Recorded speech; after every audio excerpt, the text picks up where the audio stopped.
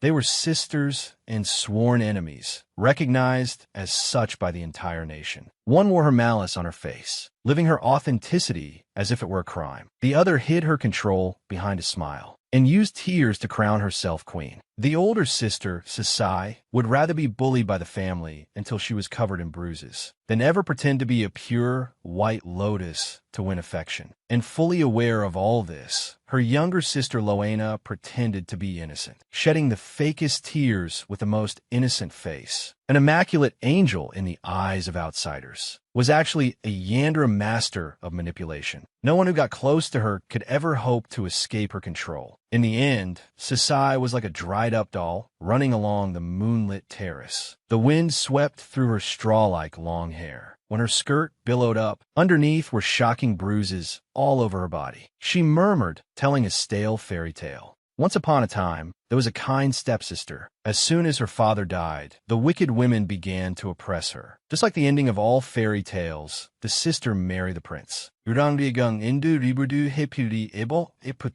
the wicked mother and daughter, tormented by fate, were eventually forgotten by the world. But whoever asked why they hated that kind Cinderella so much? What do you say, Loena? Standing before her at this moment was none other than the kind stepsister from the fairy tale. She came running, disregarding her composure. Her face was filled with a shock she would never normally show. What are you talking about? Sasai couldn't help but smile. How absurd this scene was. People all said they were a doomed connection, fated to be wrong from the start. By a twist of fate, they became family. Count Vishvuts, who already had a 16-year-old daughter, married a commoner woman with a 17-year-old daughter. Some gossips hyped this up as a romance of the century. But most people found the daughter brought by the second wife intolerable. People were very resistant to the new young lady's arrival. They treated her like a great enemy. They aimed their spears at Sasai, worried she would rely on her stepfather's affection to threaten the position of the count's legitimate daughter, Loena. So they tried every means to emphasize, "You are a worthless doll, a girl who is hopelessly inferior compared to the perfect Loena." Even though Sasai tried desperately, the gap was like an insurmountable wall that wouldn't budge. What was more despairing was that no one was willing to teach her properly. Even the maids repeatedly bullied her. They cleverly concealed the unfair starting point, constantly comparing her to Loena, making Sasai suffer from the torment of inferiority. People probably thought she would retreat to her room in defeat and cry.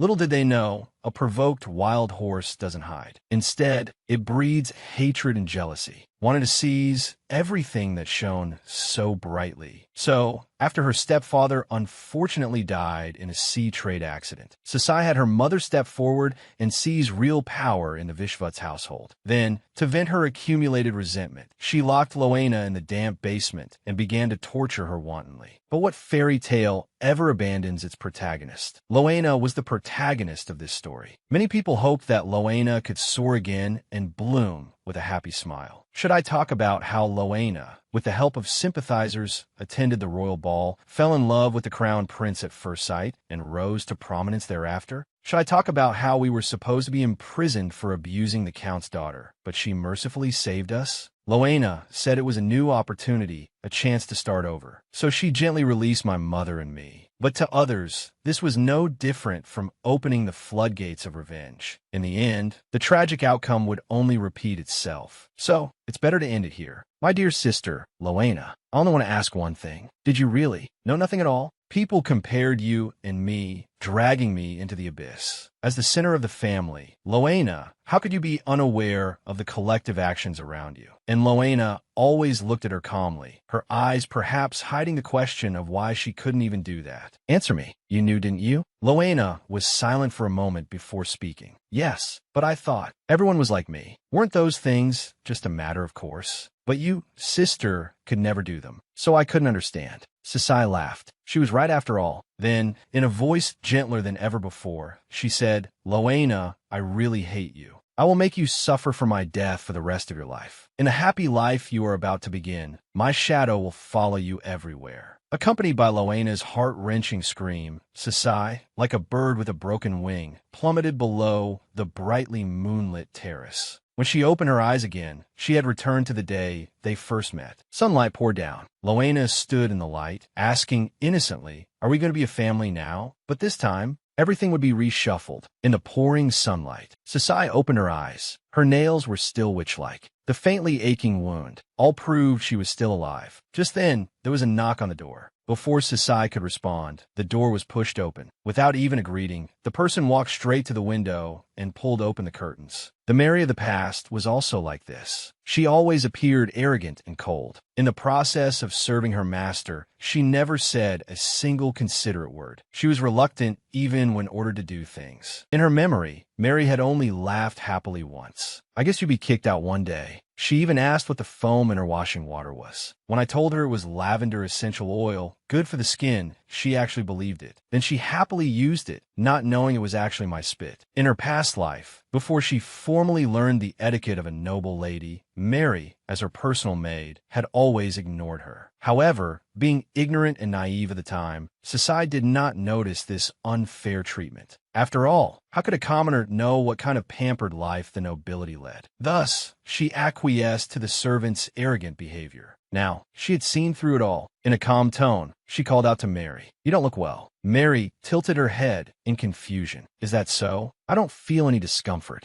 Your throat seems to be bothering you." "No, it's fine." She smiled slightly and beckoned for Mary to come closer. Mary walked over impatiently. But the next second, Sasai grabbed her hair fiercely, brought her face close, and said, "I thought you didn't greet me because you had a sore throat." Sasai didn't let go until Mary begged for mercy repeatedly. "Remember this, Mary. Greet me properly when you enter next time. Now, go get the washing water." Looking at the icy hyacinth water in the brass basin, which would cause her skin to have an allergic reaction, Sasai chuckled softly. Nobles generally used silver basins for their washing water, filled with warm water mixed with rose water or herbs. Without hesitation, she tipped the brass basin onto the floor. "Go get it again." However, the water she brought back 4 times was no different from before. "Miss, if you have a complaint, please just tell me. Why are you doing this to me?" Sasai looked down at her and smiled. "But you know exactly why." The Mary of the past always spent her energy on petty schemes. Among the fine clothes and jewelry her stepfather bought for her from entire shops, Mary deliberately chose strange clothes to fill her wardrobe. Then, along with the other maids, she fanned the flames, intentionally tricking her into wearing a mismatched outfit. Like a clown, she appeared on the important day of her first breakfast as a member of the Count's family. She vaguely remembered, when she walked into the dining room, her stepfather's indescribable expression and her mother, who lowered her head in shame. The best part was Loena, who innocently asked, "Is it hard to get dressed?" Everything started from that day. People began to compare her with Loena, calling her the foolish young lady who couldn't even dress herself properly. But what if she appeared neatly dressed this time? Oh dear, at this rate, I'll be late for breakfast. So, who should I blame for this? What would father say if he found out about this? Therefore, you'd better prepare properly. This is the last chance I'm giving you.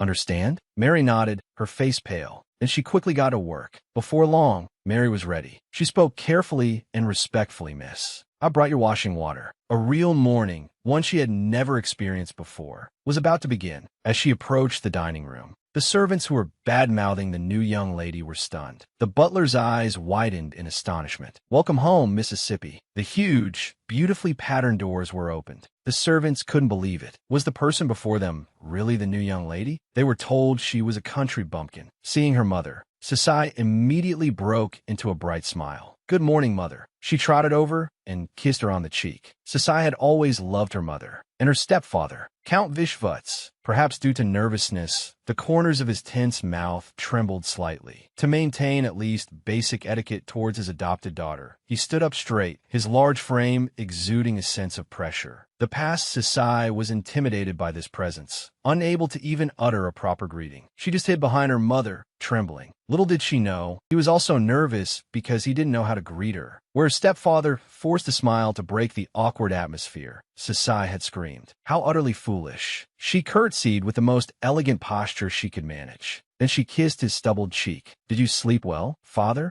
In the past, Loena was adored for her charming conversation and gentle demeanor. Why couldn't she do the same? Her stepfather paused, noticeably, then smiled as if relieved. "Yes. Did you sleep well? Is there anything you're uncomfortable with?" Sasai lifted her skirt again and gave a light curtsy. "No, I feel very at ease." Then she returned to her seat. I'm Loena, sister. Sasai's eyes crinkled as she smiled slightly. You can just call me Sasai. I don't like interacting with such a stiff title. It only adds a sense of distance. Besides, we're only 1 year apart. She swallowed the second half of the sentence that rose in her throat. I never want to be your sister. It would be better to just call each other by name, like strangers, wouldn't it? Hearing this, Loena's cheeks flushed, and she said with a grateful expression, I will follow your wishes. As Sasai displayed impeccable dining etiquette, her stepfather watched her with an incredulous gaze. Unlike her mother, who was a bit clumsy when choosing utensils, she could enjoy her meal perfectly without any guidance. Where did you learn this etiquette? She replied without batting an eye. I learned it from books. Excuse me, did I do anything improper? You can read? Yes, I love to read. Her mother asked Sasai in surprise. When did you learn to read? She deliberately put on a sad expression and lowered her head deeply. I'm sorry, mother. I didn't tell you beforehand. I taught myself in private. I didn't want to see you burdened because I wanted to learn. Her stepfather was intrigued. To think so much at such a young age. How many words do you know? I can read most books, unless they are rare editions mixed with ancient scripts. Her stepfather's eyes were filled with shock, as if he were looking at a genius. To learn to read and be able to read books on one's own, without any guidance, was an achievement far beyond ordinary talent. But she couldn't very well say she learned it before she was reborn. It was better to let them interpret it as they wished. That's amazing. How about trying to learn formally? Sasai agreed with a brilliant smile. Just then, Loena chimed in with a light tone. I can teach you. Sasai barely suppressed a wave of nausea and tried to refuse her in a gentle voice. Thank you for your kind offer, but may I decline? Why? Facing Loena, who wore a regretful expression, I smiled slightly and said, because it will surely be difficult for us to be together. Loena quickly retorted, that's not necessarily true. Loena, I am refusing you right now.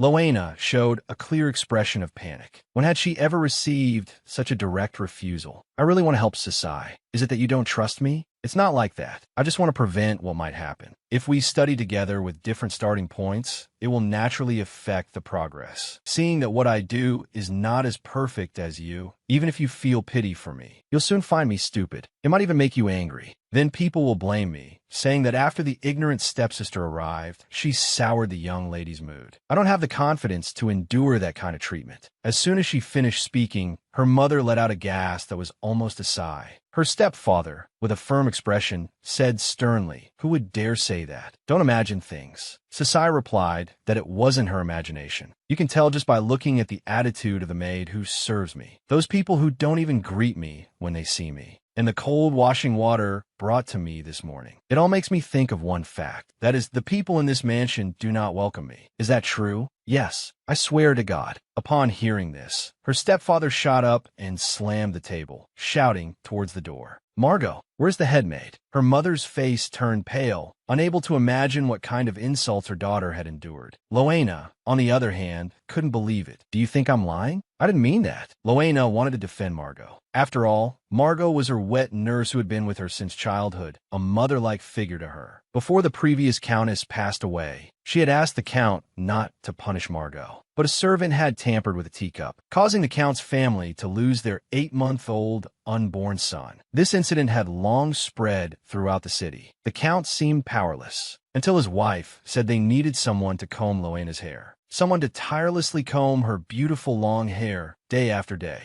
This trivial act of love could only be entrusted to Margot. The count devised a punishment that could quell gossip and also protect Margot. He demoted her from head lady-in-waiting to headmaid. However, Margot's gentleness was reserved only for Loena. For Sasai and her mother, she was a complete nightmare. A cunning old fox, she instructed the maids to bully the mother and daughter to death. She openly denigrated them using dialects and code words, disrupting the order of the mansion. She even organized events in the countess's name, only to sabotage them and create a mess. Margot arrived in the hall faster than expected. What insult! I've never heard of such a thing, master. To make Sasai wash her face with cold water from a dirty brass basin. To assign a maid who doesn't even know the basic procedures to the count's daughter. Isn't this a slight against me? Her stepfather's roar made Margot's face turn pale in an instant. Margot had never dreamed she would be reprimanded for such a thing. She was just a lowly commoner. How would she know the specifics of a noble lady's washing water? Therefore, she was certain that as long as everyone kept quiet about it, no one would ever know.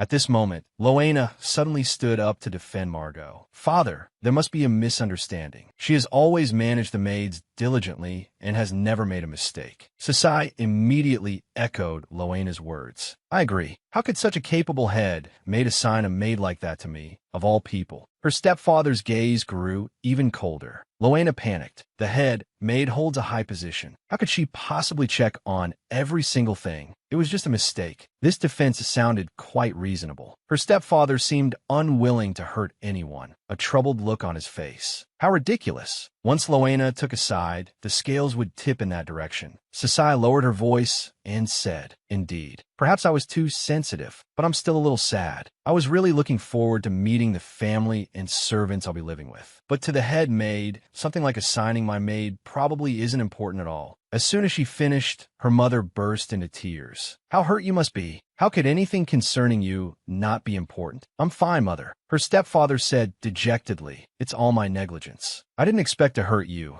and Sasai so much. Please forgive me. Don't let tears fall from your beautiful face anymore. My heart is breaking. Her stepfather walked over to them and embraced the mother and daughter. Sasai feigned self-blame. It seems this happened because I said something I shouldn't have. Loena offered to help me. How did things turn out like this? I should have held my tongue. You spoke well. If anything similar happens in the future, remember not to hide it. You must inform me immediately. I swear here and now, in the Vishvat's house, I will not allow anyone to look down on you. Not even Loena is an exception. Do you understand? Her stepfather's words made Margot's expression freeze instantly. Sasai smiled faintly. Her stepfather's affection was even stronger than before her rebirth. While sounding a warning to everyone, it also made them certain which side his love favored. Sasai, I hope you can clear up your misunderstanding of Margot. Loena, I respect your thoughts, and I will continue to do so in the future. Hearing this, Loena broke into a brilliant smile, seemingly not taking her father's declaration too seriously. Based on past experience, this was just a posture she adopted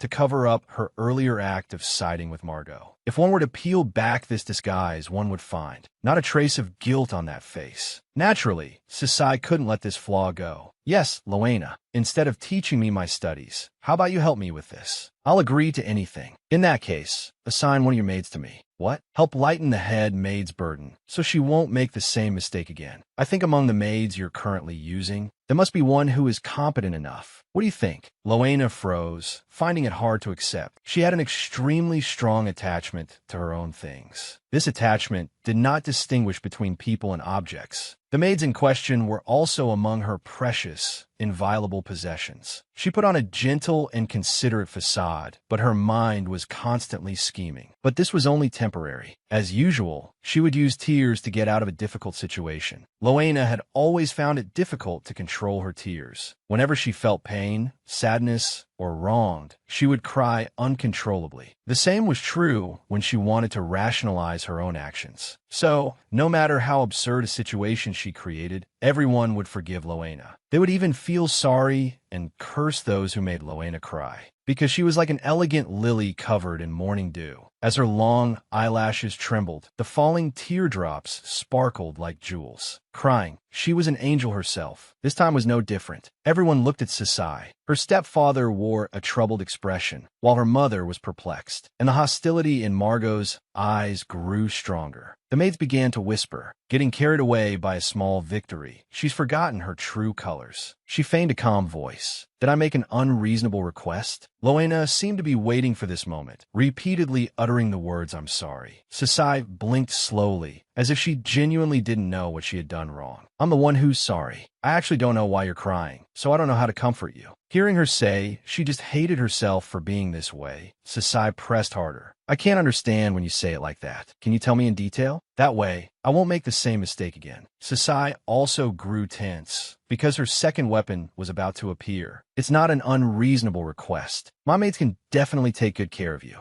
But I don't know why I'm so sad. I am sorry, Shisai. It's not that I'm unwilling to give them to you. It's just, Loena's self-blame could always twist gentle persuasion into oppressive verbal abuse. But people couldn't see through it. Anyone who didn't indulge her would be seen as the most cold-blooded person in the world. Sasai hid her fists, veins bulging under her skirt. Then she smiled faintly. Since you're so sad, then all right, Loena. You don't have to agree to my request. It's okay, as long as you stop crying. Crying like this will ruin your pretty face. Loena stopped crying in a panic. I didn't say I wouldn't give her to you. Loena, you don't have to force yourself like this. How could I ruin your mood over a small request? From now on, I'll consider your feelings first. She looked at Loena calmly, her eyes seeming to say, see, I won't wail like a child, but I will use the most pitiful tone, pretending to be considerate of your shortcomings. That way, you'll feel guilty. Loena defended herself in a panic. It's a misunderstanding. Who in this world would misunderstand you?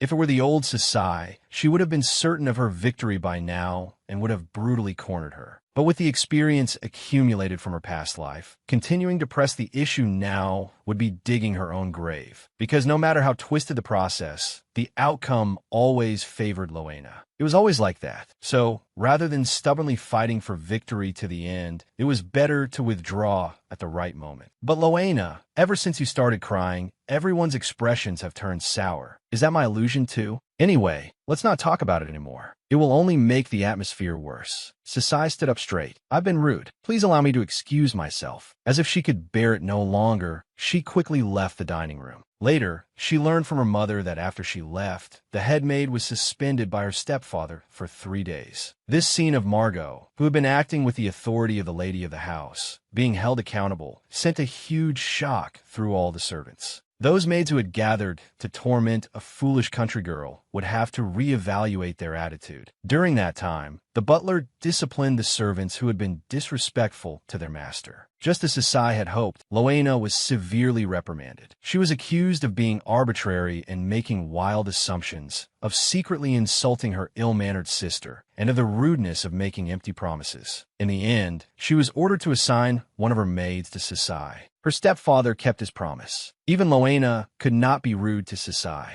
After leaving the dining room, Sasai walked into the garden. She had been so busy teaching Mary a lesson this morning that she hadn't properly treated her wound. Just as she was about to bend down to look, she caught sight of someone ahead. The person offered her a handkerchief. Use this to bandage your wound. No one in this house should care about her now. Who could it be? The moment she saw that face clearly, Sasai remembered her cruel past life. Lusterwin Halberd, the man she tried so hard to get but could never have. Back then, Sasai thought she could get anything she wanted. Please let Knight Halberd protect me. I want him. Can I? She had thought her stepfather would grant her request this time as well. However, her stepfather showed a troubled expression. Loena's eyes were brimming with tears. To satisfy her selfish desire, her mother was even humiliated by others. Let's talk about this next time. But the young Sasai didn't understand that painstaking effort at all. Lost in her first love, she couldn't understand why they were looking at her that way. Her stepfather said, Knight Halberd is Loena's guard knight. Then just get Loena a different one, right?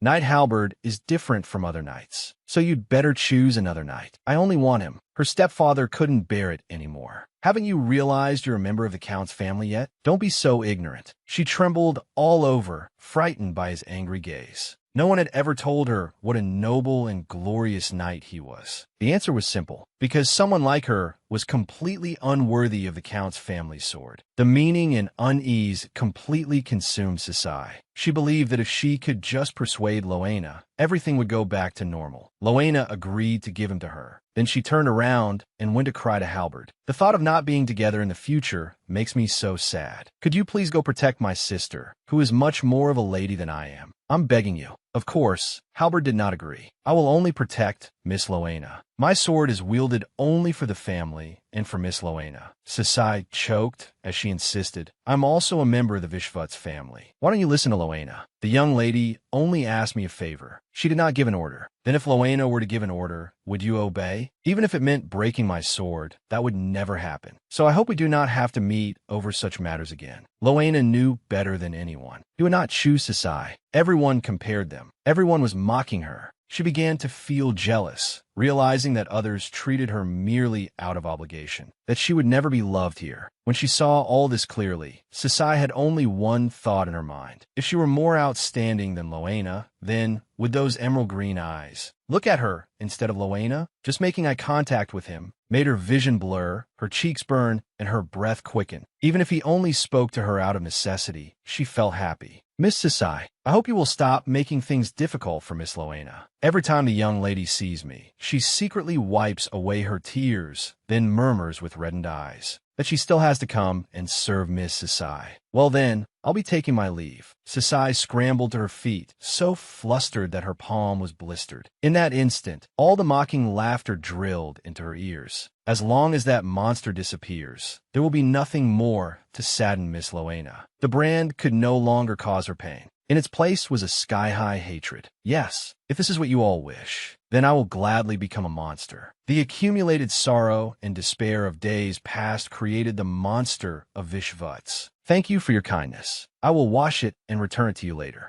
That won't be necessary. Sasai's body jolted, but she quickly forced a natural smile. I hope you can forget what just happened. Please. Halberd nodded. Just as he seemed to want to say something more, Sasai had already ignored him and walked away. Once she was far away, she relaxed her grip. She couldn't keep licking her wounds. There was still a long way to go. So please, don't disturb my wicked heart anymore. By the time she reached her room, she had reverted to her usual wicked self. She faced Mary, who had already heard the rumors and was trembling as she knelt and begged for forgiveness. She glanced back with a smile. Still don't know how to greet me? Mary begged desperately. She would rather die than become a low-ranking maid, a world apart from being a dedicated attendant to the young lady. Poor Mary. It seems you've heard the news. Sasai strode over to Mary and roughly pushed her over. Who told you this good news? Mary retreated again and again in fear. Don't make me ask a second time. With a sob, Mary said, It was Yanel who serves Miss Loena.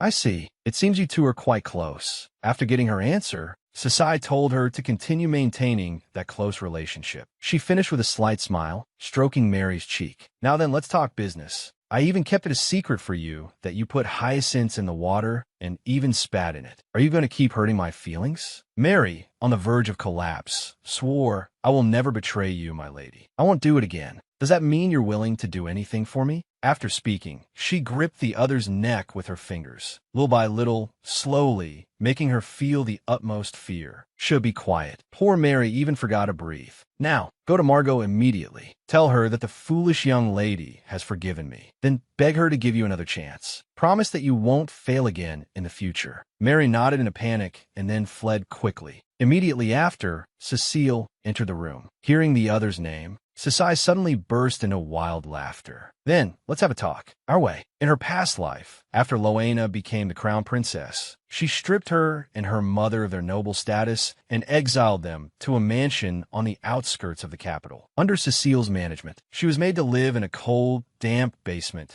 sleeping on a tattered mattress full of mites, worrying all day about being bitten by rats. Although Loena sent a doctor, her mother's illness didn't improve at all. It was hard to even breathe fresh air. They were not allowed to walk in front of the mansion. Instead, a carriage was sent to take them to a square outside their home. And so the people who recognized the villainous busied themselves with throwing stones at them. Sasai fell into deep thought. Were they really doing this out of a sense of justice? Or did they just need a villain to throw stones at? This seemed to be the correct answer, but she still tried to endure it, simply because she didn't know those people. Once it was confirmed that Loena didn't care about this place at all, the servants stopped putting on an act. They began to openly show their malice. Seeing that Sasai didn't react even when bullied, Cecile was very dissatisfied, so she only provided porridge mixed with rancid lard each day. If she didn't eat, she was physically punished, locked in a rice chest for a whole day. The more she pleaded, the more triumphant Cecile became. Sasai could only beg her to give her mother some normal food, not knowing her mother had long been thrown out of the mansion. Did mother abandon her daughter and run away? She'd probably be eaten by wild beasts on the road anyway. After that, Sasai never saw her mother again. So, through past experience, she came to realize a truth. For unreasonable dogs, it is beneficial to give appropriate punishment. Mary, who had just returned, was stunned by the scene. You're back faster than I expected. Sasai turned slightly to the side. Good work, Mary. Now stuff Cecile in there. Mary was in disbelief. My heavens, my lady. What on earth are you trying to do? Sasai told an interesting story. Although Mary was forgiven by the young lady, she was still afraid of being kicked out of the Count's house soon. Thinking of grabbing something before then, she stole this ring while the young lady was out of the room. Cecile, who happened to witness all this, was about to report you. In a panic, you covered Cecile's mouth, but accidentally knocked over the candlestick. Just then, having returned to the room, let out a scream. Mary was still hesitating. How could she frame her with a false story? Calm down, Mary. There's a better option. The young lady, moved by hearing you say you'd do anything for me, then gives you a ring. How about that story? Mary was indeed tempted. Are you really going to give me this ring? It all depends on your choice. Come on, I'll start screaming in 5 seconds. Without waiting for Mary's answer, Sasai had already started the countdown. Would Mary, whose horizons had broadened, be willing to abandon all her desires for that pathetic sense of morality and be disgracefully kicked out to do menial chores? She asserted, no, she wouldn't. At the last second, Mary responded hastily. I'll do it. I'll lock Cecile in the capsari. Mary, your choice is very wise. Mary, having received her gift, excitedly promised that she would continue to make the right choices in the future. Afterwards, Sasai knocked on her mother's door. Unexpectedly, Loena was also there. Sasai, I'm sorry about last time. She pretended to ask nonchalantly. Cecile is a maid you're very fond of, right? Are you sure it's okay to give her to me? Loena lowered her head melancholically. I'm fine.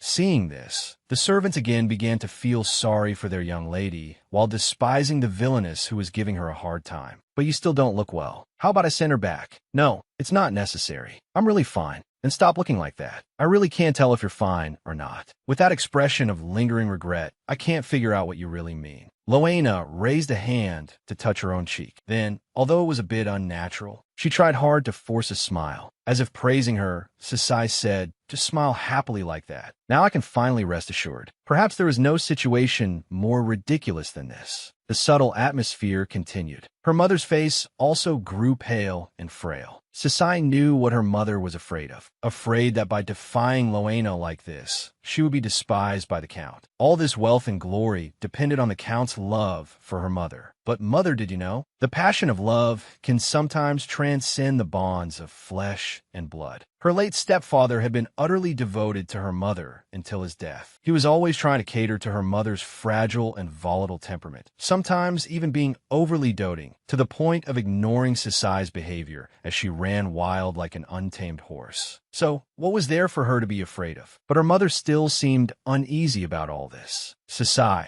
now that you are a member of the Count's family, you must carefully consider every word you say. Although by her generation, the title of Viscount had been lost, her mother had learned rudimentary etiquette from her own mother. Although she was still a far cry from those noble ladies, she was not entirely unsuited for this world. That she was able to meet her stepfather and agree to marry him was, in large part, thanks to the charming yet clumsy etiquette she had learned in the past. It was because of this that she was able to barely set foot in high society and glimpse the other side of that beautiful, yet cruel world. In this world, the thing one must be most careful with is one's tongue. That's why she was worried about the soon-to-debut Sasai. I'm sorry. Mother is right. Loena, if you're unhappy, I hope you can understand. It's all right, I understand. After all, Sasai is very clumsy. Sasai reached out and tightly intertwined her fingers with Loena's. In the future, even if I do something wrong, you'll always understand, won't you? Because I'm so clumsy, right? A smile sharper than a blade, capable of hiding all malice. Of course, in front of others, Loena couldn't refuse outright. Her actions were so laughable, so incompetent. Her mother felt a subtle sense of discord, but couldn't find anything to criticize. Don't make things too difficult for Loena. Sasai deliberately nodded with vigor. Of course, we're family, after all. Hearing the word family, Loena's face flushed. Unfortunately, I have to go now. My literature tutor is coming. Can I come visit often in the future?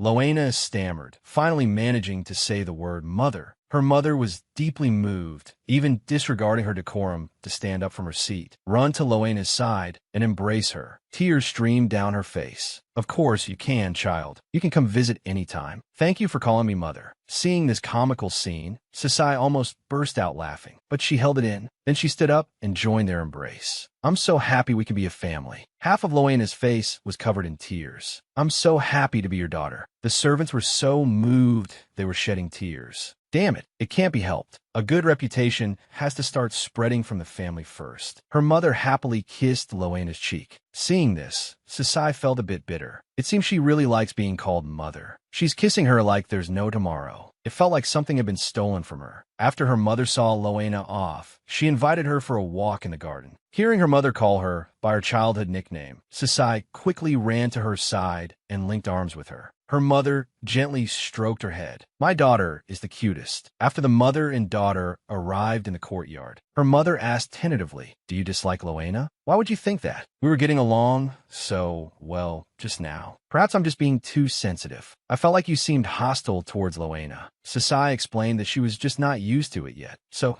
she spoke a bit too directly. "If I made you worry, I'm very sorry. I'll be more careful in the future." Her mother sighed. "I'm grateful that you think that way, but for some reason, I feel like you've changed. Isn't that a good thing? Be that as it may. In any case, you must promise me. You have to get along well with Loena in the future too." Although she had no intention of keeping the promise, she agreed to it calmly. "My dear mother, for your happiness, I can weave any lie." As they were about to return to their rooms, she asked casually, "Have you not yet received the keys to the Count's household from Loena?" "Oh, I heard they would be transferred directly to you, mother. After all, they symbolize the status of the true mistress of the house. She should give them to you right away." As if afraid of having her power snatched away, Loena had yet to hand the keys over to her mother. The longer it dragged on, the more disappointed her mother would become with Loena. "I hope you don't become a shield to protect Loena." With a troubled expression, her mother said she hadn't received them yet. Of course, if Loena truly thought of you as her mother, she would hand over the keys, wouldn't she? This level of scheming should be fine, right? Meanwhile, Halbert awoke from a nightmare. Bell, the night apprentice who assisted him in his daily life, told him an interesting story. "I heard the new young lady made Miss Loena cry." Halbert told him not to believe rumors. Rather than wasting time listening to such gossip, it would be better to polish another sword. After Bell tactfully left, Halbert couldn't help but recall that day. The way Miss Sasai had looked, her hands trembling from fear of the unfamiliar environment, her figure silently weeping while enduring the malice of others. There were several servants attending to her, yet not a single one noticed a wound on her foot. Telling her she didn't need to return the handkerchief was actually something he said on impulse. This unusual sentiment was irrational, but all the beautiful things he had ever seen were fragile. Was it because of that? So that's why he was so worried about that girl. After dressing up meticulously, Sasai went to a shop called Moon's Breath and selected some stationery designs. "Soak this stationery in rose water and then let it dry. Can you do that?" The shop owner indicated that it would be quite difficult technically, until Sasai introduced herself. "Yes, I am Sasai Vishvats." In an instant, a mountain of gold flashed in the shop owner's eyes. The stepdaughter, rumored to have a vulgar mother of low birth, was actually such an elegant young lady. "It's an honor to meet you. I will visit the shop once a month to select the most fashionable designs of the moment. At that time, please dye them for me with rose water. 30 sheets a month will suffice. This letter is for Madame Marianne de Chateauroux. If this goes well, perhaps Moon's Breath will be able to acquire Sky Lantern." "Well, are you still hesitating?" Upon hearing this, the shop owner immediately agreed. Once the court ladies learn that Madame de Chateauroux has received a letter written on such specially made stationery, they will surely flock here to buy it. Marianne de Chateauroux. This woman, known to the world as the Emperor's mistress, held power that surpassed even the Empress's. A dancer who once performed acrobatics hanging from silk ribbons, she became an artist's muse overnight with a single nude portrait. Later, she was summoned to the palace by the Emperor. With her nation-toppling beauty and exceptionally witty conversation, she bewitched the aging Emperor. Furthermore, using various boudoir secrets, she held His Majesty firmly in the palm of her hand. It is said that Madame de Chateauroux was fond of collecting all sorts of secrets. All rumors circulating in the city had to pass through her ears first before they could spread. Eventually, all of it was reported to the Emperor. The Emperor enjoyed seeing her mock the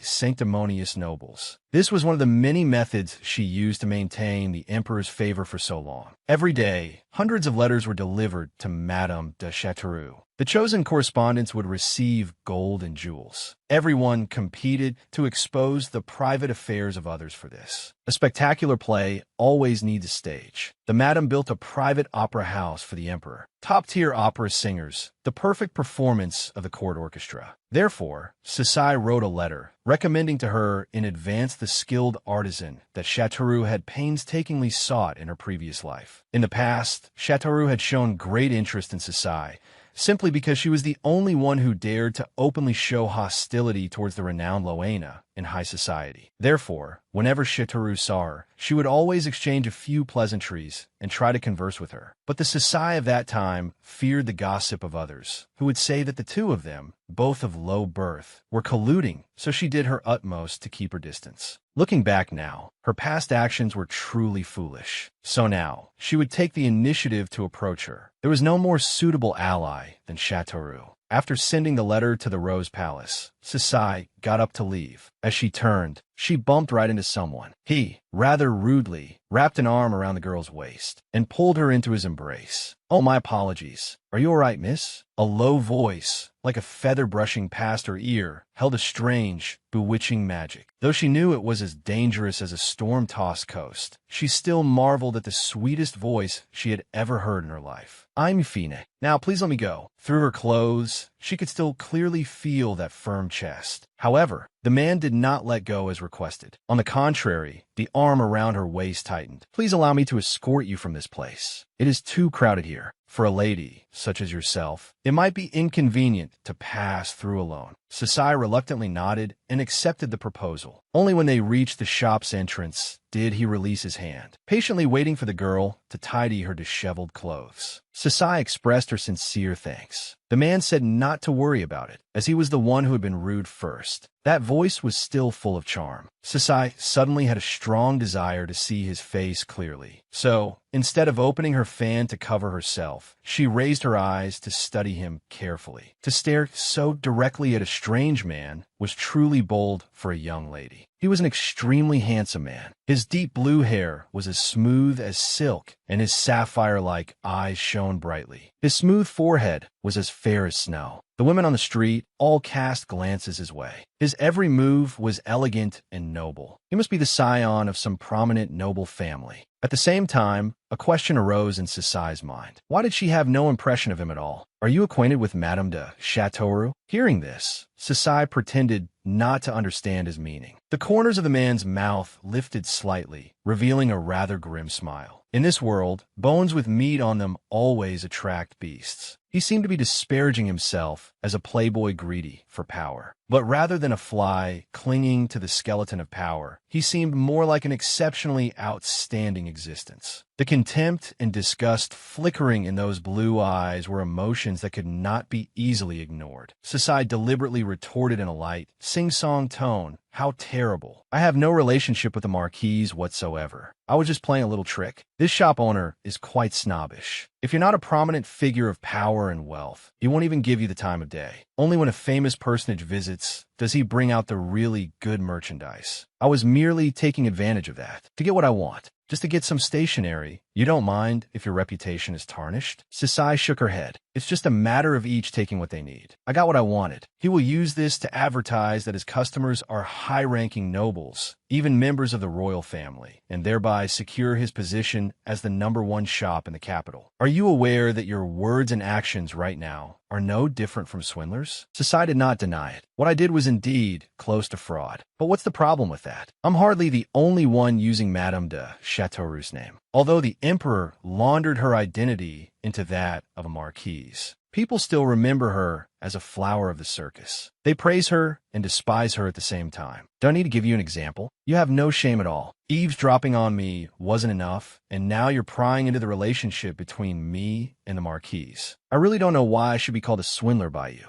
The man apologized for this. "I truly don't know how to atone for my offense." But his expression was unusually calm. His appearance annoyed her. She retorted childishly, "You've already been rude. What more can be done? But since you helped me, let's just call it even." Afterwards, he took Sasai's hand and gently kissed its back. Then he revealed a charming smile capable of bewitching all living things and introduced himself. "I am Theodore, of the de Vitries family. I am Sisai of the Vishvuts family. A strange light flickered in his eyes. So you are that young lady from the rumors. Sisai responded in an arrogant tone. And you, sir, are a young master I have not even heard rumors about. That can't be helped. The shadows hidden behind the curtain are always deeper. People tend to fear things that lurk in the darkness, and thus have no desire to explore the truth hidden behind it. So it's quite normal that no one knows of my existence. Are you admitting that you're a dangerous person? If I were, would you pull your hand from my grasp? No. On the contrary, I would pull you closer. I never fear danger.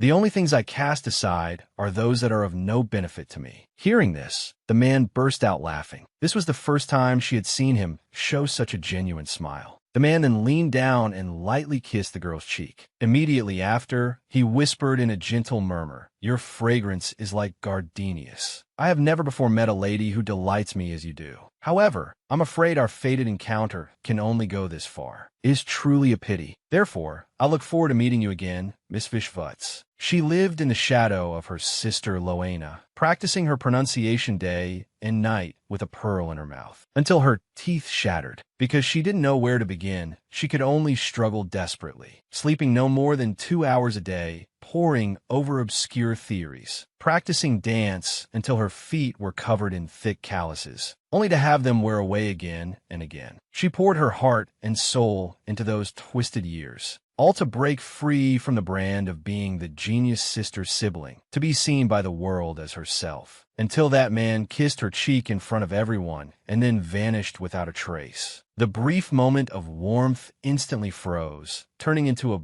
bone-chilling mockery. Just as Sisai was about to leave, she felt an extremely sharp gaze from behind her. Sisai was certain. It came from Theodore de Vitries. She, who shouldn't have gone out today, had met a behind-the-scenes figure with whom she never crossed paths in her past life. Was it too rash to consider it a mere coincidence? Before leaving, she glanced back in the direction of that intense gaze, offering a meaningful smile. Then she mouthed silently, "See you next time." A faint chuckle seemed to drift on the wind. She didn't know if he had read her lips. When she returned to the mansion, it was just in time for dinner. Mary reported that Cecile had regained consciousness and started begging for mercy. Sisai ordered her to wash the person, feed her something, apply medicine to her wounds, and bandage them, and also to clean the inside of the capsari. Mary breathed a sigh of relief. "So you've forgiven Cecile." Hearing this, Sisai smiled. "Are you using the word forgive right now? Cecile only needs to be whipped. If the head maid is the mastermind, then Cecile is the loyal dog. In her past life, she ran around helping Loena escape to attend the royal ball. On the crown prince's order, she threw Sisai and her mother into prison. She was once so loyal. How could she betray Loena so easily? Mary, be quick about it. Stuff Cecile back into the capsari before dawn, until she completely submits to me. Until all of Loena's people have submitted to me. Until Loena has no one left by her side. Loena, come down to hell with me. The one who brought me back to the present will sooner or later regret this choice, because she will become a perfect villain. During dinner, Loena's mouth hardly ever stopped as she persistently tried to make conversation with her older sister. What she spoke of, all of it was profound content that Sisai would never have understood had she not studied desperately in the past. And it was precisely because Sisai had already mastered this knowledge that she could handle it with such composure. If she failed to respond in time, Loena would surely put on that feigned look of understanding and say, "I'm sorry. You probably don't understand this, do you?" Such behavior truly disgusted Sisai to no end. She slept less than 4 hours a day. Learning from who knows where, she flipped through books and theories step by step. To practice an elegant pronunciation, she kept a bead in her mouth all day until her teeth chipped. She practiced dancing until her heels were calloused, and even wore them down many times. She poured her heart and soul into this twisted life, but she still firmly believed that one day she would escape Loena's shadow and be recognized as a complete individual. At the charity event held in her previous life, the head maid, Margot, deliberately replaced the crimson roses with withered lilies. The removal of the sunshade, along with the terrible scenery, completely ruined the madam's arrangements. The noble women who attended found fault everywhere. The dishes were greasy. The desserts were too brightly colored. The request to wear formal attire was also baffling. As expected of someone from a lowly background, she's still not capable of hosting a social banquet. Just then, The children came forward with handmade flower wreaths to express their gratitude. The noble women reluctantly put them on. They didn't expect to actually meet the children. Although the intention was good, their classes are different. There was no need to arrange for them to be in the same place. Seeing this, the children became dejected. But we still have to give one to that lady. She's so scary. Like a wandering ghost. The woman's gaze shifted over. You. The boy subconsciously recoiled in fear. They say the lady from the Count's family with nails like a witch is very mean. As the footsteps drew closer, the boy froze in terror. Because we're lowly. Because even our mom and dad abandoned us. So, no one like us. With such thoughts, the woman lifted his chin. Aren't you going to put it on me?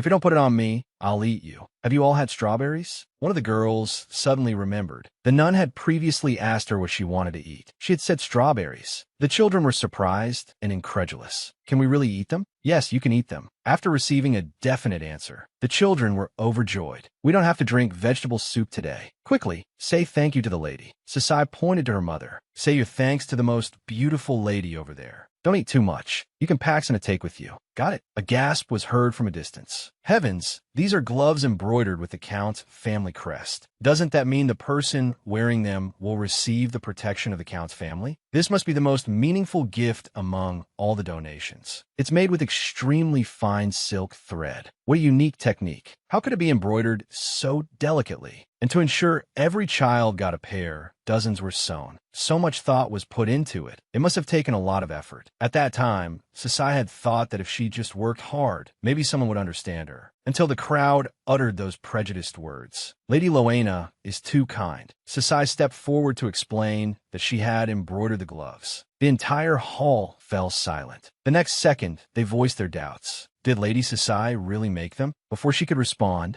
Loena appeared. This is my sister's work. Although this is the first time I'm seeing it here, I know how much effort my sister put in for today. Sister, when did you improve so much? It's amazing. Sasai politely said thank you. But the other party kept pressing. So when did you improve so much? Suddenly, she seemed to have thought of something. So that's why she suddenly started visiting Madame Corey frequently a few weeks ago. It was to get her help. The whole room started murmuring. From Madame Corey, the one from the East, known as the prodigy of embroidery. Of course, if it was her, she could certainly complete such an excellent piece of embroidery. So that's the story behind it. Before Sasai could clarify, the crowd's attention was drawn away by the work before them. Loena introduced it. I hope this piece, which embodies everyone's heartfelt wishes, can be hung on the convent wall to bring dreams and comfort to the children. It was embroidered with the crests of various families. The entire hall was instantly in an uproar, praising it as a work symbolizing their noble duty and honor. To place such an elegant work in a crude environment, what a profound grace for the children. This work is the best gift. To complete this piece, Lady Loena must have experienced such a deep spiritual resonance. As soon as the words fell, Loena spoke with a tearful voice. Actually, I have never felt a mother's warmth either. I can understand the children's feelings more than anyone. The noble women followed suit with their posturing. It's really strange. Loena, you already have everything. What else do I have that you can take from me? It was clearly like this. Why? Why did I fall into such a bottomless despair? Loena continued to chatter endlessly, completely unaware of the cooling atmosphere. It wasn't until her mother coughed that Sasai came back to her senses. This endless conversation had exhausted her. Finally, unable to bear it any longer, she spoke. Loena, you are truly knowledgeable and insightful. To be able to converse with you like this should be refreshing. But I think that's enough. My throat is nearly hoarse from praising your wisdom. Oh, you're right. I'm so sorry. I was only thinking of myself. It must be hard to understand everything, right? Sasai did not show the anger she felt inside. Instead, she revealed a smile and gently shook her head. It's fine. Not just me. I'm sure you enjoyed it too. But I hope you can focus a little more on the food before you.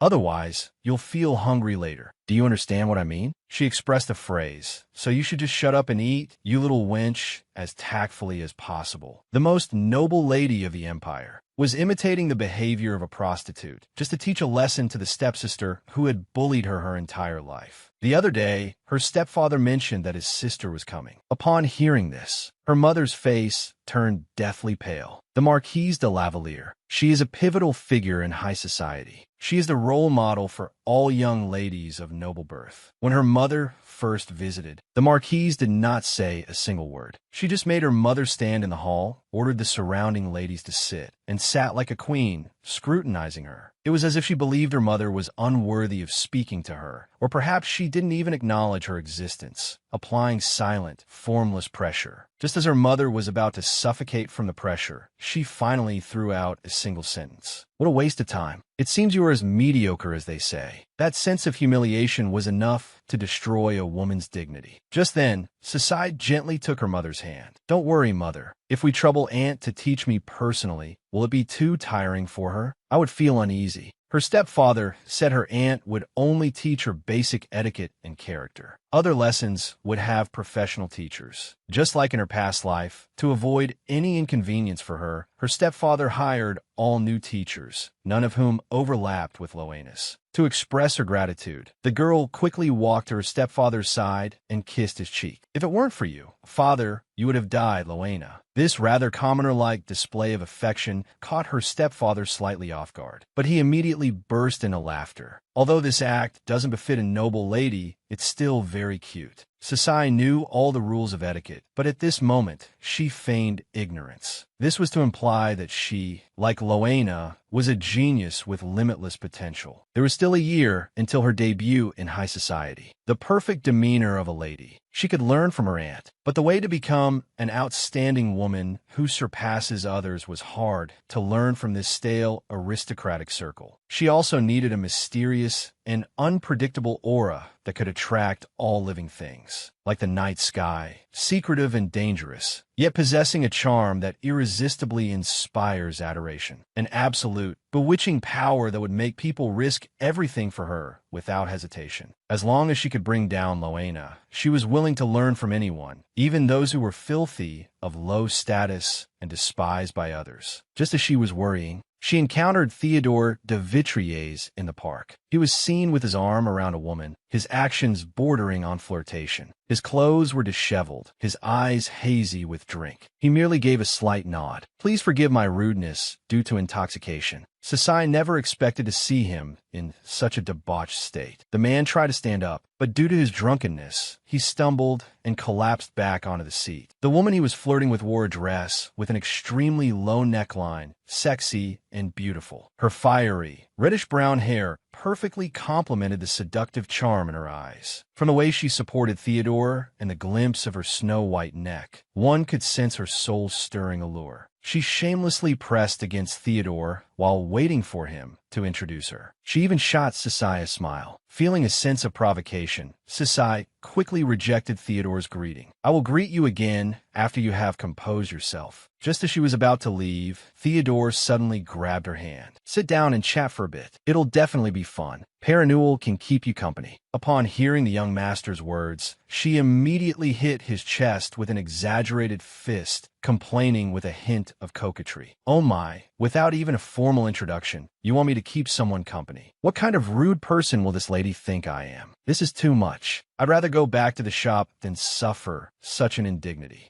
I canceled several appointments with clients for you, you know? After speaking, she looked at Sasai candidly. These hints all made it easy to guess that her profession was that of a prostitute. Therefore, she was certain that Sasai would look at her with contempt and then walk away. Because ordinary noble young ladies couldn't even bear to be in the same place as a prostitute. To the world, even a dead rat rotting in a gutter by the roadside, even if it had rotted to skin and bones, was much cleaner than those prostitutes. They are nothing more than pieces of meat hanging in a butcher's shop, cheap goods that have been sampled by countless men. Perennual probably understood this as well, hence her reluctance to talk to Sasai. The problem was, she was not the kind of ordinary young lady bound by aristocratic conventions. She took the opportunity to sit down, looking at Perennual frankly. Perhaps Theodore had thought she would surely scream and run away like other noble ladies. But not only did she not show the slightest displeasure, she even returned a gentle smile. How surprising, my lady. You're actually willing to sit here. Then how did you want me to react? Did you perhaps hope I would scream hysterically and run away? Oh my, you seem to have forgotten. You were the one who invited me to sit down. How pitiful. I only wish for your drunkenness to clear up soon. That's all. Perennual also seemed to be awaiting an answer. Her gaze was locked on her lips, her face already showing a gleam of interest. Although she found it amusing, Sasai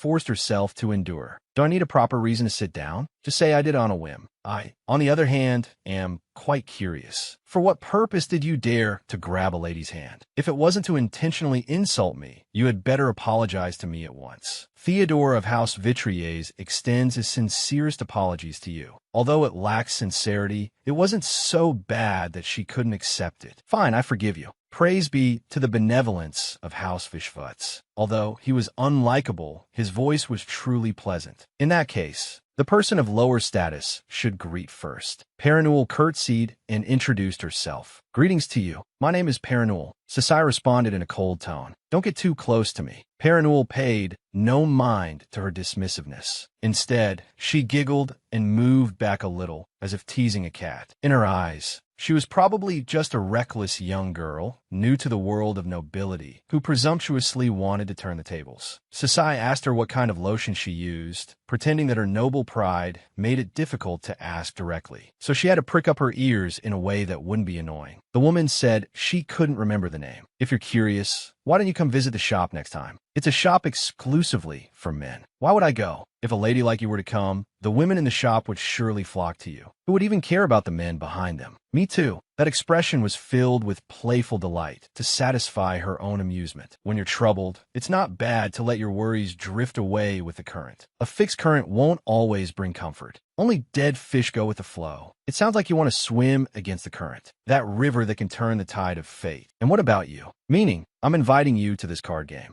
Let's see which card can swim against the current. They use flower petals as chips. They wager questions and promises. After each round, the loser goes all in. This adds drama to the entire game. Bets made before folding do not count towards the pot. Each person gets leaves of 3 different colors. You can only pay with your own leaves. Once you lose the leaves of a certain color, you cannot get them back. You can only snatch the opponent's leaves. For every 10 points snatched from the opponent, you can ask them 1 question. In other words, winning a round lets you ask 2 questions. 90 points allows you to make a request. 130 points allows you to make a promise. First round, Sasai won points with a higher pair. She asked her first question. What is Theodore's reason for choosing you among so many prostitutes? In the past, some self-proclaimed playboys would bring women who were not their legal wives out, causing much complaint. But a companion is different. Someone who can connect on a spiritual level. A presence somewhere between a high-class prostitute and a lover. There aren't many people who can see through a person's heart, but Perinuel can. What people are hiding, and what is tormenting them within that. While hiding themselves, they also want to reveal themselves. I can accept this complex psychology of people. That's probably the reason clients come to me. So how did you discover this secret? Even if people don't say it, it can be perceived. Some people talk too much. The way you hide a secret is very important. To accept complexity is to not try to define everything perfectly. Just watch. Currently, Sasai holds 85 points. Perinuel has 62.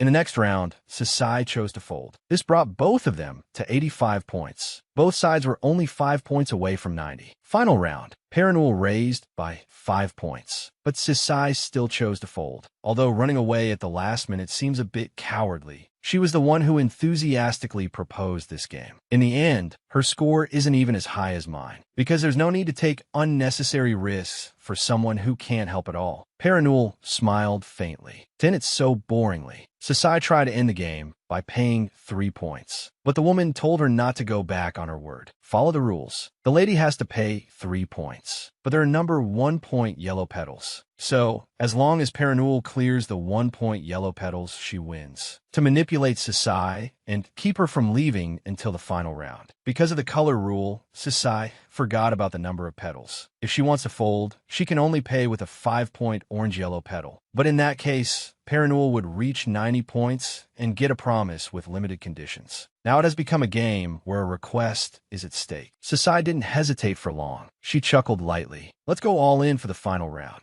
Although I don't know when I got drawn into this trap, it seems it's not the time to back out yet. Sasai had to admit she had underestimated Perinuel. Her skin looked young under her makeup. In her eyes, hazy from wine, there was not a trace of sharpness. Perinuel, you'd better know when to stop. I thought if I condescended to play along, she would be moved enough to speak up. Sometimes, being stubborn costs you more. So Sasai raised the bet by another 3 points. It seems the lady thinks she's in control. But But sometimes, an overly firm belief can blind you to the situation. You all thought I was just a greenhorn with no experience in social circles, that you could easily see through me, because people will trust their own judgment and let their guard down. Paranul raised to 6 points. Now, for community cards are dealt. After Sisai saw that one card was a jack, her hand was already the strongest, so she raised by another 3 points. But Paranul was unhurried. She followed with a raise. The pot accumulated to 34 points. The winner's score will be 119. With just 11 more points, the winner's total score will reach 130. The only hand Paranul could have to beat her was a straight flush with 2 hearts. But that's unrealistic. There are already 3 hearts on the table. Since the ace hasn't appeared, it's hard to say. I have 2 queens in my hand. Could Paranul really have another queen? No matter what you say, I won't be affected. But my lady, how could the words of someone like me affect you? Or is it that you're uncertain in your heart? I see through your trick. You're just being mysterious to test your opponent. How can you call it test? I am merely a mirror reflecting what the other person possesses. If that is fear, then that is a feeling the lady has long known. Sisai didn't understand. On what grounds could she be so calm? There are some things you can never control. Paranul smiled and retorted, is that so? What I can be sure of is that the queen and the hearts are always on my side. The river card is a queen. 9JQK. If the opponent has that hand, then she is undoubtedly lost. What are you doing? It's time to bet, my lady. Didn't you want to end this quickly? Sisai suspected she might be cheating, but she had never noticed anything unusual. My lady, do you have any proof? You check the cards. You also shuffled the deck in the first round. Sisai indeed hadn't seen her switch any cards. During the game, she never put her hands under the table. Her sleeves were too short to hide cards. Even if she had cheated, she wouldn't be foolish enough to let me catch her. Because it's too obvious, it seems more real. No, perhaps she's using that very point. She only said that the queen and hearts were on her side.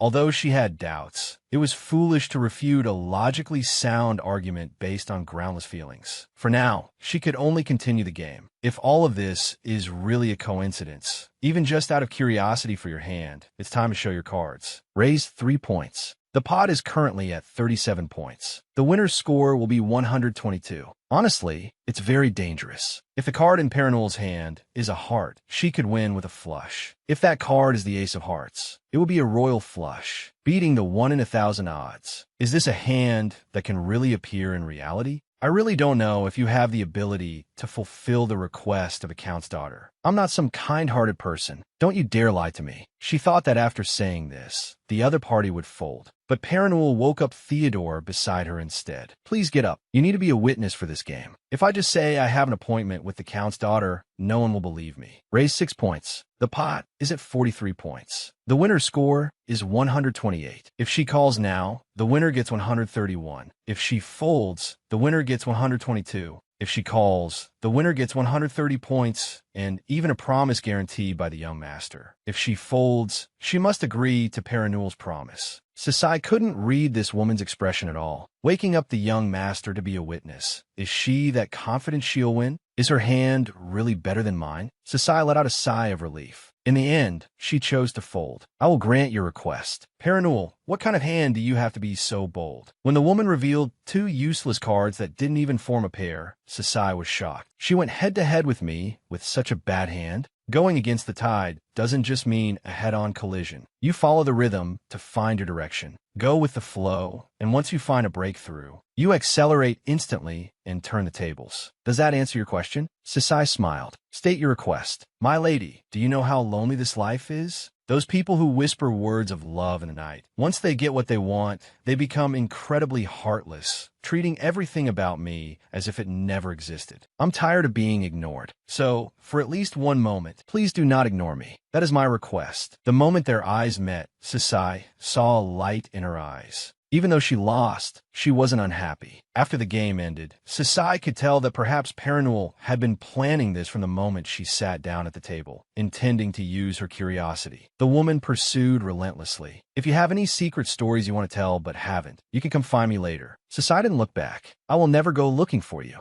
Oh, that sounds like you're asking me to come find you. Sasai glared at her. I won't waste any more time on this. Don't follow me. The woman waved cheerfully. Take care then. It was really nice meeting you today. Before the other person realizes it, lure them into a trap, seemingly provide an answer, but actually plant more questions. Yes, just like that. This is one of the aspects of the ideal image she wanted to become. Theodore, who had just been dead drunk, now seemed like a different person. You won. Did you switch the cards? Perenul let out a long breath. I know my skills are not as good as yours, Master. It was just good luck. Wasn't I cool? Anyway, in front of that lady, I never thought of switching cards. I really want to know why Master wanted me to approach her. Although she is new to the Vishvuts family, she is more like a lady from a prestigious family than any other noble lady. She possesses aristocratic pride, an elegant posture, and a stronger sense of self-esteem than anyone else, and the courage not to feel ashamed even in failure. If it were an ordinary person of high status, they would have flown into a rage out of shame and anger. Or they would have said that a bet with a commoner is not worth honoring and reneged on it. But Sasai is special. Although I can't say she's a very upright person. Should I say she has a soft side deep down? A girl who was living in the southern countryside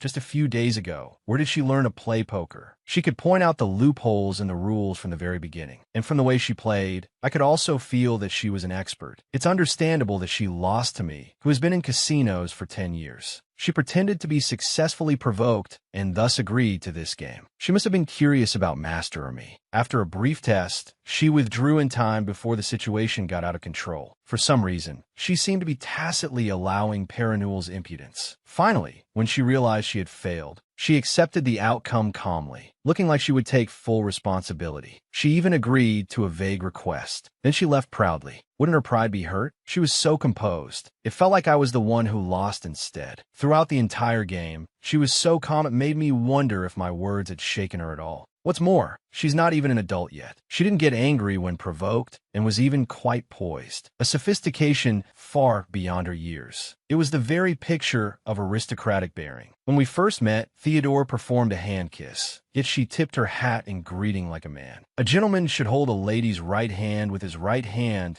to properly perform the hand-kissing etiquette. Because a lady's hat is considered part of her attire, she should avoid taking it off outdoors. She probably hasn't been learning etiquette for long, but with that adaptability and courage. Once she becomes more experienced, she might become a figure who could shake the entire social circle. It seems you'd already noticed how special she is, Master. Theodore did not answer. Under his gaze, Perenul closed her mouth. But one thing was strange. Sasai seemed to want to imitate the way I handle clients. She seemed to want to commit my every move to memory. That look in her eyes was almost one of admiration. That's why she didn't refuse my invitation then. But I'm not sure. Even when I tried to lure her into meeting again, she wouldn't take the bait. Theodore said, of course, even if she had a fleeting interest in you, you are not important enough for her to pursue you at the expense of her dignity. I see. That's why she could leave me so calmly. As expected of you. Theodore reached out and gently stroked her head, his manner like caressing a pet, containing a hint of warmth yet drawing a clear line. He rarely visited, and when he did, it was to ask her to entertain a young lady. It's all right. Among the many women treated as tools, I am the only one whose hair you gently stroke. It has been this way for a long, long time. The streets were as bustling as ever. The stench of fish filled the air. People were busy shopping. Perenul, however, was being sold to a casino by her parents, slowly being dragged along. No matter how much she begged, they didn't stop. She couldn't remember. Couldn't remember if anyone was watching her then. What will happen to me now? Curious. You'll find out once you get to the shop anyway. A little girl, not even 11 yet. Show your face. Let's see your quality. However, in the next second, the man's neck was pierced. He collapsed beside Perenul in despair. That day, the only thing the girl remembered was, with your back to the splashing waves brighter than the sun, your eyes. Those eyes did not turn a blind eye to her. In the place she went with the man, she learned some peculiar things with the other children. In her free time, she would also watch the adults gamble. We called our Savior Master. One day, she mustered her courage and offered a suggestion for the adults card game, organizing a winning combination of cards. What was your name again? The girl excitedly said her name. You're very clever. After that day, she had her own room. Sometimes she would accompany the master on outings. Those days were sweltering. People called the master father. Everyone's family will surely return. I will pray to God that on that day he will defeat Leviathan with a hard and sharp sword. Punish that cunning great serpent. Please kill the monster in the sea. On the way back and forth, the servants had had enough of the alchemy business and were unwilling to take orders from someone not yet 30. Perennual sensed something was wrong with the atmosphere. But the next second, the horse got stuck in the sand. The master turned back and reminded her, take small steps on the sand. Then he helped her pull the rope. At that very moment, fireworks happened to be blooming. Driven by some unknown impulse, the master reached out his hand to her. He held her chin to make her face him, and holding Perennual tightly, he kissed her. She didn't believe in God, but that day she prayed. Prayed to be content with the way things were. Unfortunately, in the room, she said something she shouldn't have. I love you, master, when he stroked her gently with a look only she could understand. Even when she remembered the rumors of those who went against her were being thrown into the sea to become corpses, she didn't feel afraid. From now on, you'll be a prostitute and entertain clients. Perennual was confused. Is there a problem with the ledgers I kept? Perennual, this is for your own good. Compared to what you've been doing all this time, it's very easy. After all, you just need to dress up beautifully and enjoy being pampered by men. When she wanted to argue further, the man kissed her forehead. I need you, Perennual. I love you. If it weren't for those 3 words, she would have surely bitten her tongue and killed herself. By wallowing in the mud, she could obtain information and funds. If she continued like this, surely she would be able to hear the word love again. Because to you, I am a very special existence. Because that look in your eyes, only she could understand. Perennual, go and make contact with the young lady of the Vishvats family. She might be of help to my grand cause. Hearing this, Perennual's body trembled slightly with excitement. Master, please rest assured. I will certainly help you achieve your grand cause. I will shape Sisai Vishvats into your capable trump card. After Sisai returned to the mansion, she had planned to practice falconry, but the Count's dedicated falconers were not there. The most elegant and free among birds of prey, the falcon is the very embodiment of the wild. To hold that wildness in the palm of one's hand is a symbol of power. That is, falconry is a typical upper-class culture. Having received sufficient education as a noble, one could easily handle a falcon. It was also an occasion for nobles to gather and socialize. In her past life, Sisai got entangled in a falcon's wings, causing her to make a fool of herself at the gathering. At that moment, a man approached her. I thought you'd have a mischievous and troublemaking personality. Sisai did not want to talk to him. There was no need to confirm his identity. He was just another petty person trying to climb the social ladder through her and the Count's family. But the man said, I hear they call you the Viper. Being branded with such a name, even if just to clear your name, you should put up a fight, shouldn't you? After that, Sisai practiced the art of falconry desperately. Back then, she practiced hard with a heart full of resentment. But now her purpose was different. Because most of the nobles who gathered at the hunting grounds would later grow to become the dominant powers of the empire. Therefore, if she wanted to gather forces, the falconry meet, where factions had not yet formed, was the best choice. The falcon she had trained should still be here. It seemed she would have to practice alone if she didn't want to attract attention. A place spacious enough for a falcon to soar freely, yet also an enclosed space. But the fountain garden in that location didn't originally have a glass wall, did it? The reason it was demolished was that Cyril went around proclaiming their fated love. When Loena was buying a welcome gift for her aunt, she also bought an expensive brooch for Halberd, but was too shy to ask to meet him. At that time, for Loena's sake, Cyril secretly summoned Halberd without permission. By coincidence, the old chandelier in the garden suddenly fell. Halberd appeared just in time like a prince and saved Loena. After that, Cyril's status improved, and that was how she came to know Halberd. Anyway, it was no longer her business now. Wait a minute. Cyril is now locked up in Capusa. Then we'll go call Halberd. At the thought that Loena might die today, Sisai rushed out of the room without a second thought. Mary, get Halberd to the greenhouse garden. Quickly. No matter what, this was not the ending she wanted. As she ran, she kept thinking, would Loena die because she had changed her actions? She quickened her pace. No, absolutely not. The moment the chandelier fell, Loena looked up helplessly at the ceiling. Suddenly, a hand pushed Loena away. Both of them fell onto the lawn. Loena seemed too frightened to breathe. All she could hear was her sister's rapid panting and feel the hands tightly protecting her head. At this moment, Halberd arrived. Sisai propped herself up and asked, "You're not hurt anywhere, are you?" Loena stared intently. Sister, that was really cool just now. Little did she know, Sasai had only one thought in her mind. If she had to die, she would be the one to kill her. Seeing that terrifying expression, Loena felt a chill run down her spine. Sister, your expression just now was a bit scary. Sasai slowly helped her up. How could that be? You must have seen it wrong. The two sisters looked at each other and smiled. I guess so. Halberd strode forward. Are you all right, my lady? What perfect timing for an entrance. Mary said she would call a doctor and also summon the other servants. People might publicize her good deed. I heard the new young lady threw herself forward without a thought for her own safety to save Lady Loena. This would also help turn public opinion. Although she thought this in her heart, she put on a troubled expression. Mary, I don't want to make too much of a scene. Our aunt is arriving tomorrow. How can we cause a commotion? Just tell the butler and have him clean this place up first. We'll inform the count about this after he returns. Is it really all right for something this major? In response to Mary's renewed inquiry, Sasai told her not to tell anyone else either. Sir Halberd, please help Loena to her personal maid and then have the doctor see her. Halberd was full of concern. Lady Sasai, you must see a doctor as well. After I finish speaking with the butler, I will go see the doctor with Mary. Aren't you coming with us, sister? I have to take care of the ruin garden first. You're strong, right, Loena? With that, she kissed the other's cheek. Encouraged, Loena smiled brightly. I will see the doctor properly. Sasai couldn't help but curse inwardly. What's there to smile about? I really want to tear that smile of yours to pieces. After helping Loena up, Halberd realized the young lady was almost completely unharmed. The person who had truly taken the impact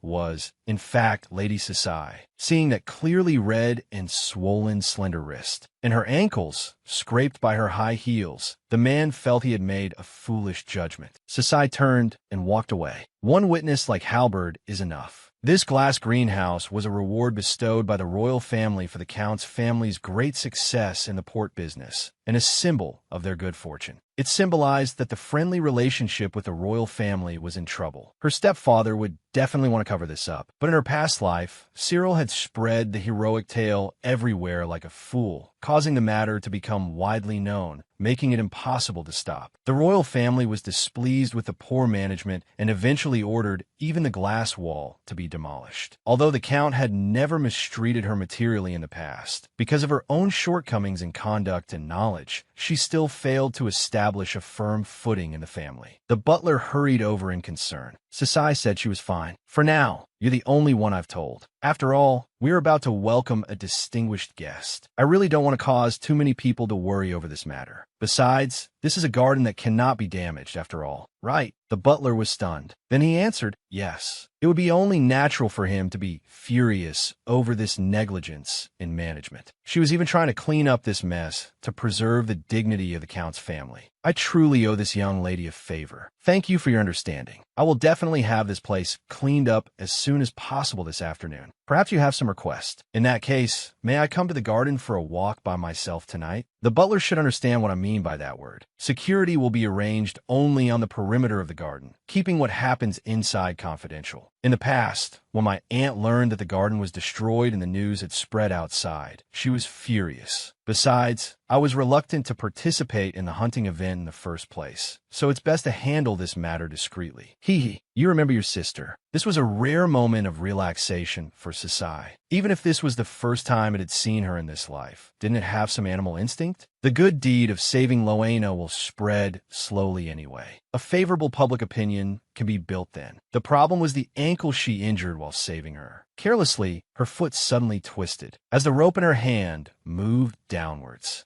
The falcon was startled by the sharp tug and flew straight towards Sasai. The falcon mistook it as a signal to fly down, but its descent was too fast. The moment it was about to hit her, Halberd pulled Sasai into his arms, protecting her completely. His arm gave the falcon a place to land. Are you hurt, Lady Sasai? Her sister's loyal dog from her past life. Yet in this life, he protected her. The man suddenly pulled her into his embrace, blocking the oncoming falcon. Held tightly, Sasai forgot to breathe for a moment. The man gently reminded her, breathe slowly. Then he gradually loosened his hand. and gently patted her on the back until the young lady's complexion returned to normal. But the man was pushed away. "Thank you. I'm not hurt. But why are you here?" The man stated that he was on duty at 9:30. Perhaps because he was a witness during the day, he was assigned to indoor duty. Seeing the shocking wound on the man's arm, Sasai apologized at once. "I am sorry. Halbert Kropka. He was injured because of her. So much blood. This was terrible. He was the one person she least wanted to cause any trouble for." Halbert comforted her in a gentle voice. "It's nothing, my lady. What if news of Halbert's injury got out? People would surely say again, the troublemaker got someone hurt again. And it's the Count's family's chief knight, no less. I am sorry. How can I compensate you?" Halbert spoke again in a gentle voice. "I came here precisely so that you would not get hurt, my lady. Since you are not hurt, then we can consider today's events as if they never happened. What's important is that I'm truly all right." Sasai said, "Thank you for your trouble," but her heart remained heavy. "To even use the person I like in my calculations. This is really too much." Halbert tried to ease the tense atmosphere. "Although I'm fine now, I might not be able to get up tomorrow." As soon as he finished speaking, Sasai froze for 2 seconds. Is he joking with her right now? It felt so out of character. But she was still amused by his clumsy appearance, even as she said, "That's not funny at all." Halbert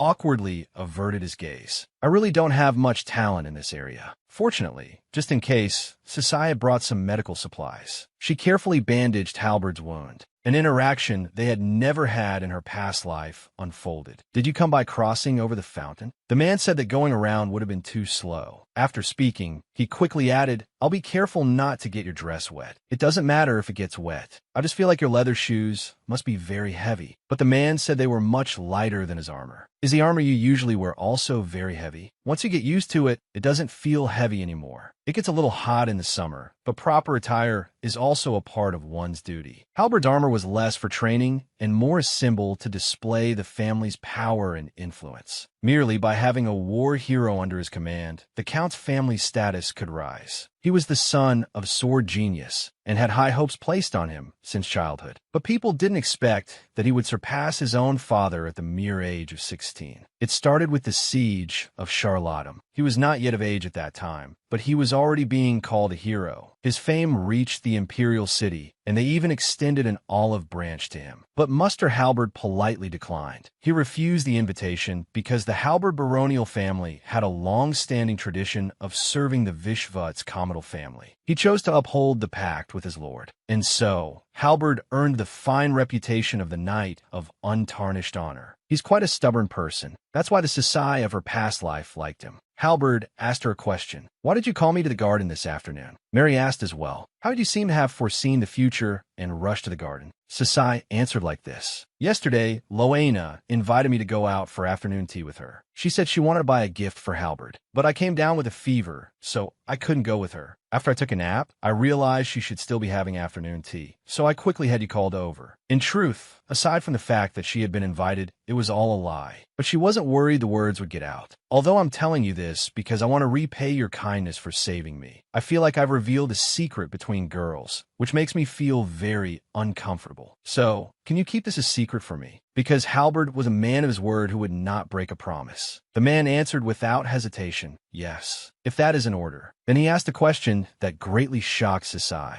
"Has your fever gone down?" "What? Didn't you say you were sick?" She had thought he would be concerned about the gift Loena couldn't give him. "I'm fine now. It looks like you're still running a fever." With that, the man raised his hand. He couldn't help but turn and move closer to her. "Please forgive my sudden impoliteness." He gently placed the back of his hand on Sasai's forehead, cautious yet unwavering. His eyes were filled with deep affection and loyalty.